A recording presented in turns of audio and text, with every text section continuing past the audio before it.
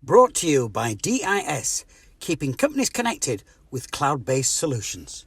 Come on, City. Right then, Stuart. Well, we'll start with team news and on the injury front. How are you shaping up going into Saturday's game? Yeah, as every week goes by, you've always got a couple of niggles after the previous game. But the good news, we've got Zellu's back joining in with the lads today and look very sharp. So he'll be added to the group.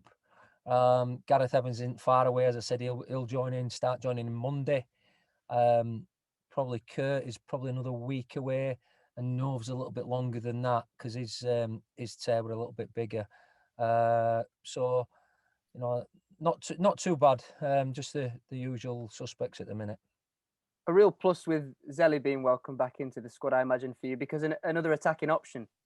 Definitely so. And as I said before, he played more minutes this pre-season than any player. So it's been a huge disappointment for him because before I come here, I know last pre-season didn't have a good pre-season. The fact that he got injured early, but it was flying. And then he got an innocuous sort of strain, a small grade strain, came back, was looking sharp again, and then just did it in the gym and tweaked his hamstring again. So, but listen, he's desperate to be involved. He's working hard. His attitude's been really good. His application's been good. And as you say, for him to come off the bench with 20 minutes, half an hour, he can be a real threat. He's a talented player, and he can get at players and teams. So when we're looking for a bit of creativity spark, then he's a good one to call upon, definitely. Gareth, back you say Monday, start of next week. Again, okay, yes, it'll be too soon for Saturday, but another experienced player that you'll be able to welcome back into the ranks. Yeah, and he's desperate to get up and running, and in the way that we're playing at the minute with attacking midfielders, it'll suit him down to the ground. Obviously, he's got to get himself in the side and that, but we will be. Because of the amount of games we're having, the personnel will change. So another attacking body to have involved is more positive for us, naturally, yeah. Mm. How's preparations been this week then after Tuesday going into Saturday, Stuart? Yeah, I mean, I've said it a while now, when we're training well, but I'll also tell us if we've been sloppy and we've not been on it. But obviously the game on Tuesday night, we just had a debrief with a lot of the young lads there, showing what listen, coaches, managers, and players obviously will always make individual errors. Obviously, the least you make, the better you will be. But it was the chances we conceded the other night was more from positional sense, communication, things like that. Things that we can actually go through on training grounds and on a video. If somebody lets the ball run under the foot or the goalie lets it through his legs, you can't do anything about that. They're individual errors. But for the shape of where we went the other night, there was a couple of things we just needed to tidy up on. And, especially going through it with the younger boys, they get that. And the key is then once we've shown them and they understand it, is then not to be having to show them in 3 weeks' time and lose the same goals again. So it's a learning process. So that was good. But I've got to say the training session today with the 12 lads that weren't involved, give them Tuesday and Wednesday off to recharge the batteries, was very, very good today. Really slick, sharp, crossing and finishing that we ended was very good. The two keepers were very good. So, as I said, hopefully I said to them afterwards, hopefully they've saved some quality for Saturday. But it was good to see today because before, I think it was last season, I gave them a couple of days off. They came back like a bag of washing, and they were on Thursday were rubbish. They didn't get their head on it, but today they were all attuned to it. So it's easy to do it in training, but it was a positive session. So going back to you, it's been a good week since last week. Yeah, obviously the disappointing result the other night, but there were a lot of good things to take out of it. And taking that disappointment out of Tuesday's defeat, and with the Southend result and the Tunbridge result in mind as well, is there a much more confidence around the side after Barrow going into now Saturday? Has it been a good couple of weeks for you? There's got to be for the individuals as well, because like anything, if you're not on top of your game or you're a 5 or 6 out of 10, you go into the next game, you want to be better. But you look at everyone in that group that we've had today, certainly as well. We've had 2 clean sheets. Yeah, you obviously got to take in the opposition, but you can only beat what's there. So clean sheets, but then you've got like Woody the other day. He scored 1, made 2. Pitcher's got 2 and 2.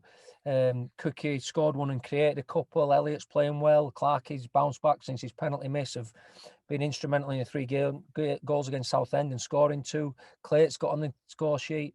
So you can go through everyone. Everyone, at the minute, you can tell in training, it's all right having a confidence about 2 or 3 a year, but there's a confidence. Now, that only lasts as long as well as you're doing. So it's their job to keep it going. But they're certainly in their positive frame. There's a bubbliness to them. And that's what not only decent results, but certainly good performances do. And we're not getting carried away by any means. There've been 2 results that people would have hoped and expected us to get. But it's been the manner that we've done it. And we've got to continue it now, naturally.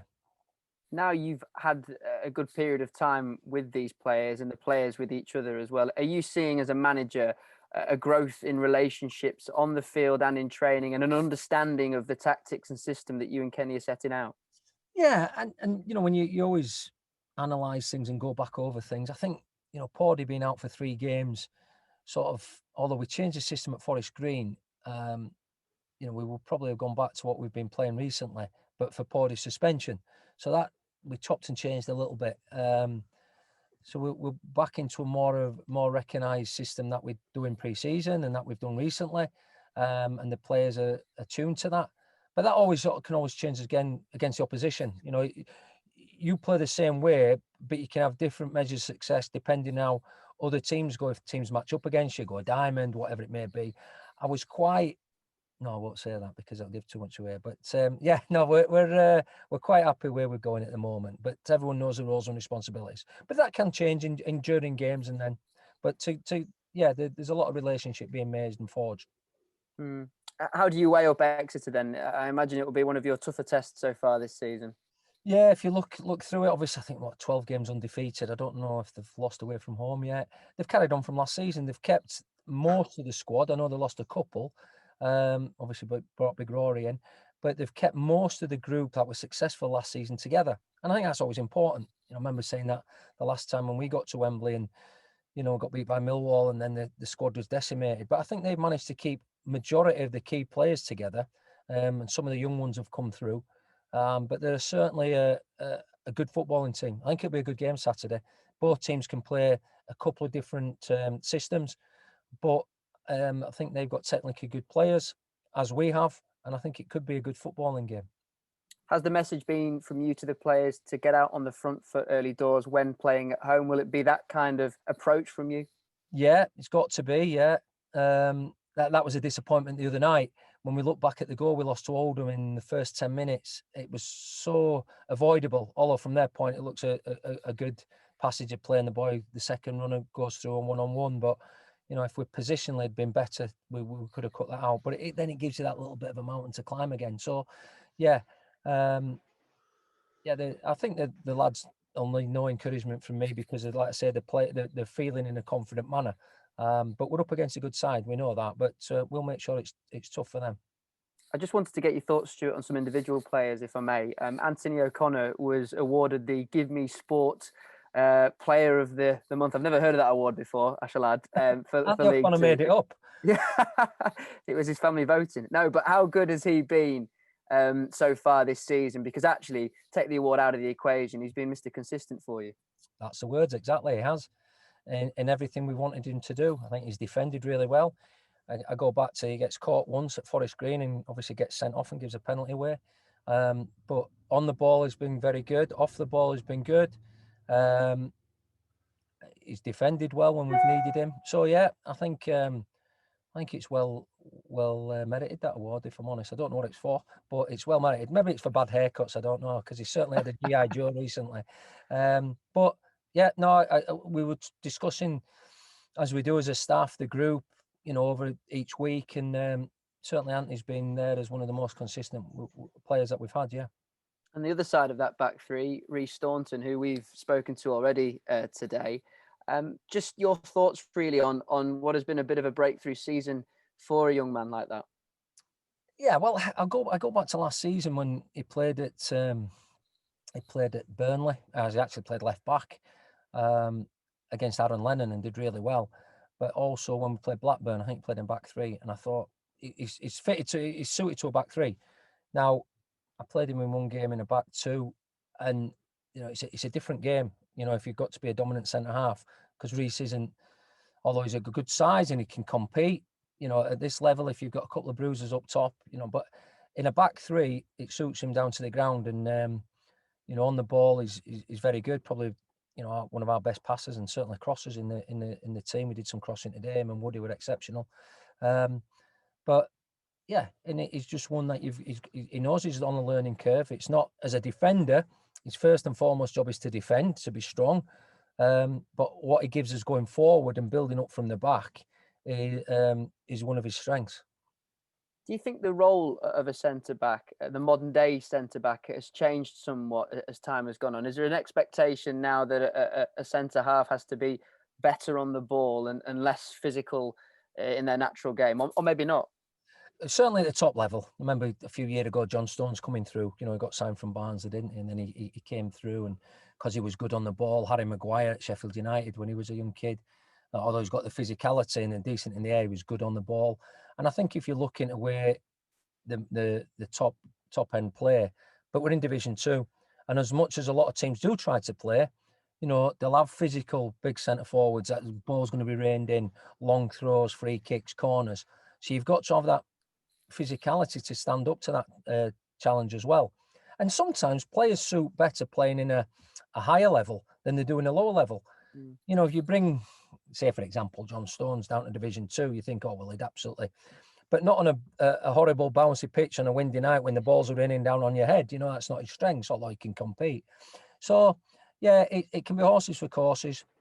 But I certainly think over the last 10 years, same with fullbacks. You don't look at fullbacks how well they defend; it's how many crosses they put in the box. Yeah. Things like that. So there has been a sway to that, and that's because maybe the European managers that have come in are more football orientated. Obviously Guardiolas and Klopps and Pochettinos and that, football. But it's certainly gone that way more so over the last 10 years, I would imagine. Yeah. And it's interesting you mentioned fullbacks. The final individual I wanted to ask you about was Bryce Hosanna, of course, not one of your own, but he, of course, is with you on loan, and he signed a contract extension with his parent club Leeds earlier today. Testament to him. How good is Bryce? And as someone who's experienced at the top level, what is his potential, do you feel? Yeah, well, I saw that on the TV this morning. I was kidding him on that.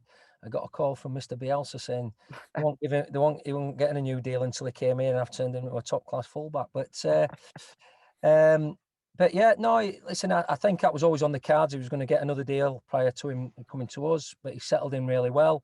He's quiet, unassuming, but obviously he's got good ability going forward, and one-on-one defender. He's got the pace. He just needs to learn, naturally, as we're all learning, especially the young ones, defensive positions at times. But he's been playing with us as a wing back, we expect him to do more going forward than defending, really. So he's certainly a good one for the future, and we're delighted to have him. Final one from me, Stuart. I won't keep you too long. Just wanted to get your thoughts on the bailout package that's still up in the air at the moment. And the reason I ask is that Richie Wellens at Salford City has been quite vocal about it. The fact that the Premier League and the EFL haven't come to an agreement yet on some financial support for clubs. Is it something that you affiliate with yourself too much? And if so, do you have any thoughts on it? Not really. I'd like to just keep me on, not on council, quiet on things. I'm not that opinionated on something I'm not really sure about. But I think what happened, we were going to get bailed out a little while ago, but it was only to Division 1 and 2, and the Championship weren't getting anything. So, where the fairness in that, obviously the Championship earn lots of money through other ways as well. But EFL is 1, 2 in the Championship. So I think that was a stumbling block early on, and whether they can come to some sort of agreement. But I think as time goes on and, more clubs are set to be really struggling over the Christmas period and the next couple of months paying wages, then if there is something going to get done, and it looks like there is, then sooner the better. I think, that's common sense, really. But it's getting through the nitty-gritty and the red tape and seeing what can be done. But there is certainly clubs that need a helping hand at this moment in time, yeah. Stuart, good to chat with you. Go well Saturday. Cheers, thank you. You mentioned earlier there about Zelly and how he tweaked his hamstring in the gym. And with a season like no one's ever had before, the compactness of it, and Christmas coming up, is this where sports scientists and the like really show their worth in how players look after themselves? Yeah, and that's the sort of frustrating. I think it was inevitable. I saw Nathan Ackey the other night come off after 5 minutes in the international game, and lots of people are getting these sort of muscle injuries. But it was only probably a month ago. I looked on my board and we had a clean bill of health, and then within a week we had 4 down with muscle injuries, little fatigue injuries, players that are playing probably too many minutes in a compact time and things like that. So yeah, the physios and the sports science Ben, they're doing everything meticulously. But when you see if it was only your club having it, then you'd be looking and say what's going on. We've had a couple of hamstrings, a couple of calves, a thigh. So it can be frustrating. But I think the most frustrating thing is when the players work so hard to get back and they're almost back, and then they just get a little setback. Now, whether that's the players wanting to get back too early or us having to hold them back a bit or just being unfortunate. But Evo and Zelly have been almost back, and then we've just had to pull them back for the week, 10 days. So, again, with the other ones, like Novak and Guthrie's, who are eager to get going, we've just maybe got to put the brakes on and make sure they come back. And when they are back, they're back for good rather than being, struggling again. Is it a case of having to say to particularly maybe younger players that, no, you're not playing the full 90 minutes or whatever because it will have an effect on you later on? Yeah, to young players and to supporters sometimes. I remember obviously we got a good result at Mansfield, and then we had the game on the Tuesday, and naturally I would as a fan, you've got to keep the same team, a winning team. But behind the scenes, you don't know what's going on. You're getting told, well, playing more than 60 minutes. Even the other night, Levi's he's had a stop-start season at the moment with suspensions, etc., and a bit of illness and a little minor muscle injury himself. And as much as we would like to give him 90 minutes of the night, after 70, 75, he started cramping up. Now it's it's just cramp, get on with it. We need you on for the next 15 minutes. And he wanted to stay on. But it was a sensible decision to bring him off because it'd been crazy to keep him on for that last 10, 12 minutes and then, to pull him. When you start cramping up, it's a sign that your muscles are fatigued and it's time to come off. So, yeah, there's we've got to take a lot into account with what's going on at the moment and the games we're playing, etc., etc. But yeah, we've got a good backroom staff, and we're trying to be on it every day. Naturally, does it mean that although naturally footballers and managers they always say the next game is the most important one, but with the compactness and Christmas coming up, does that mean you're having to look a bit further forward than you might do anyway? Yeah, we do sometimes. Yeah, when we go, I think the fortunate thing just in the next week and last week there, obviously we made a lot of changes on Tuesday. I think 8 and 9, 10 of the boys got a good rest. No game next week, which will help certainly. It'll help the ones that have been playing regularly. It'd be nice to have try to organise a game for some of the other boys, but we haven't just got enough bodies to do that. It'd be nice to get a game in for Zelly or for Evo, next Tuesday, a bounce game. But we just haven't, especially with the young lads being in the Youth Cup at Carlisle on Thursday. We couldn't even borrow any of them.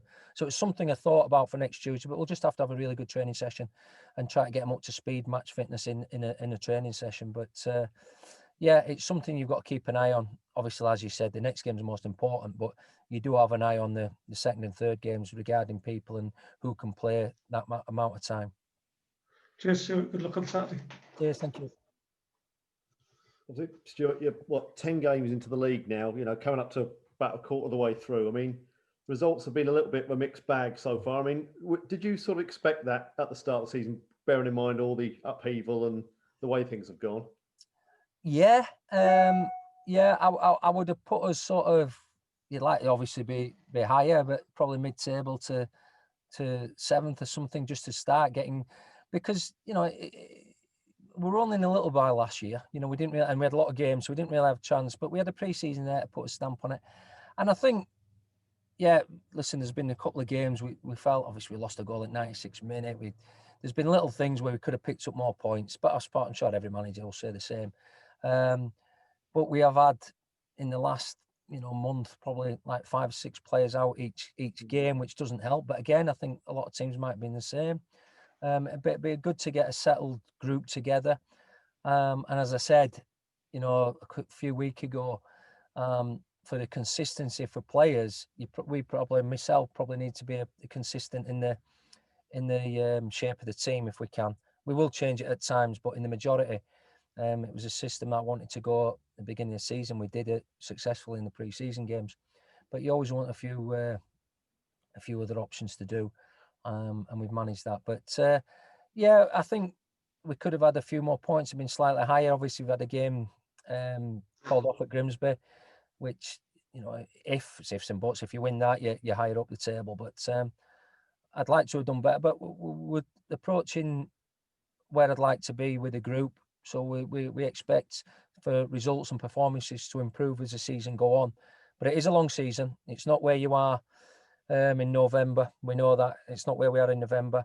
If you had to give me an option, if we were going to be successful, how would you have it? I'd rather have had a slow start and a strong finish, because I've been the other way around when we've had strong starts and finished poorly. So, no, there's still great belief. I've got good belief in everybody here, and we've still got a strong desire and belief that we'll have a successful season. And the fact, as you touched on earlier, the fact that players are starting to feel good about themselves, you can see the confidence coming back. I mean, hopefully that will get a bit more of a consistency about the overall team display. Yeah, I'd like to think so. You know, I think we've got a couple of key individuals that'll come back into the group and make us better. But at the moment, the team that we've been playing and the lads that have been coming on have been strong. But it's no good, you know, patting ourselves on the back and saying we've done all right for a couple of games. We need that consistency, and we need to, you know, carry on Saturday, which we know will be a difficult game, but it's one that we believe that if we can play in the manner that we want to play, then we'll got a chance of success.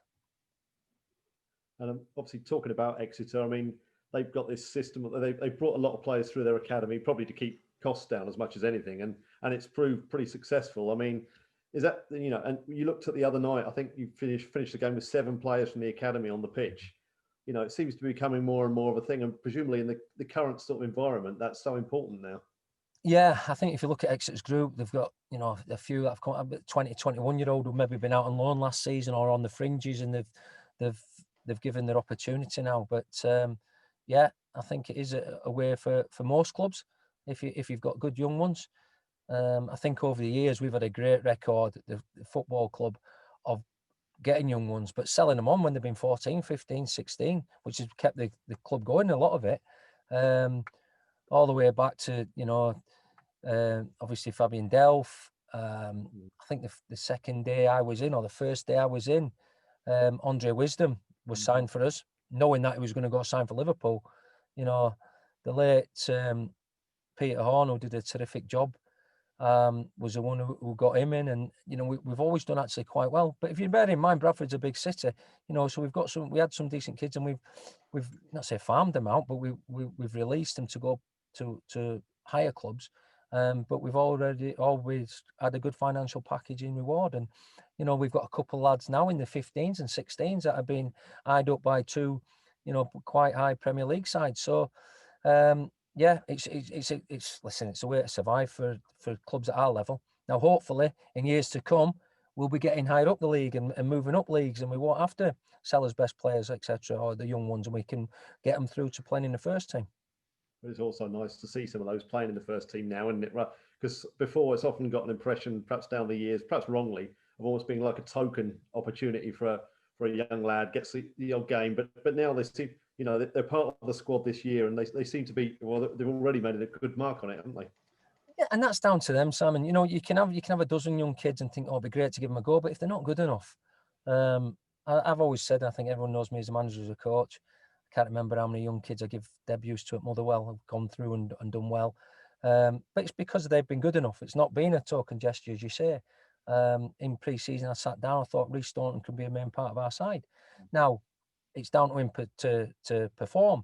And there's other ones that we've looked at and thought, yeah, he can come through, and in years to come, they can be key parts of our club. And that's how it's got to be.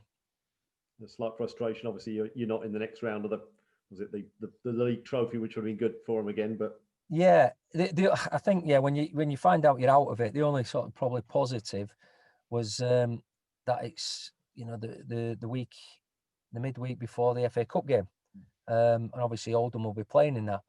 Now, there might be a chance that we might have a game rearranged for that, but the positive is that it wasn't going to be, that we wouldn't be playing a game prior to the FA Cup, which gives us more chance to prepare, unlike Oldham, who we're obviously going to be playing that night, Tuesday night.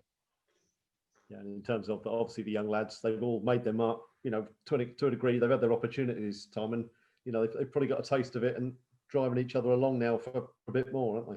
Yeah, they all are. They're always last in from training. They're in the gym. They're doing things correctly. They've all got good attitudes to the game. They all want to learn. The credits to the family, because they're good kids. They've got a real desire among themselves to all be successful, and they push each other on. Now, it doesn't mean to say because you've got the desire and the right attitude that you will be a success and you will make a living out of the game, but you've got a heck of a lot far better chance when you've got the right attitude to make it than if you're not really care and not got the desire to put the hours in and to learn and improve and ultimately succeed. Cheers, Stuart. Thank you. Cheers. Thank you. Hiya, Stuart. I've just got one, mate. I know you. Are you still awake? I'm just about hanging in there.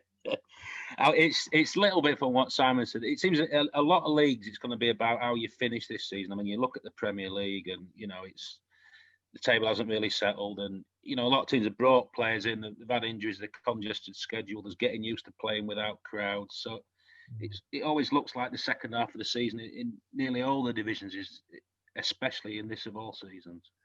Yeah, if you just look back in history, as I said before, the times that this club have got promoted, Chris Kamara's area, they were struggling, and they came strong. Certainly with Phil Parkinson, they were 10th, I think, with 10 games to go, or I can't remember how many games to go, and they had a great surge. And not only that, they're finishing strongly going into the playoffs.